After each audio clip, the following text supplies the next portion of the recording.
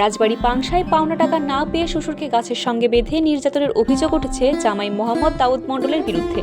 বৃহস্পতিবার ১৯ জুন সকালে উপজেলার যশাই ইউনিয়নের সমসপুর গ্রামে এ ঘটনা ঘটে। স্থানীয়রা জানান, নির্যাতনের শিকার ওই ব্যক্তির নাম সাইদুল প্রামাণিক। সে একই এলাকার লিয়াকত প্রামাণিকের ছেলে। জমি লিজ দেওয়ার কথা বলে জামাতা দাউদ মণ্ডলের কাছ থেকে ১ লক্ষ টাকা নিয়েছিল শ্বশুর সাইদুল প্রামাণিক। পরে জমি দিতে না পারায় সাইদুল প্রামাণিকের কাছে টাকা ফেরত চান দাউদ মণ্ডল। সে সময় ১ মাসের সময় নেন শ্বশুর সাইদুল প্রামাণিক। কিন্তু ৬ বছরেও টাকা ফেরত দেননি তিনি। এ নিয়ে স্থানীয় জনপ্রতিনিধিদের নিয়ে বিচার ও সালিশও হয়।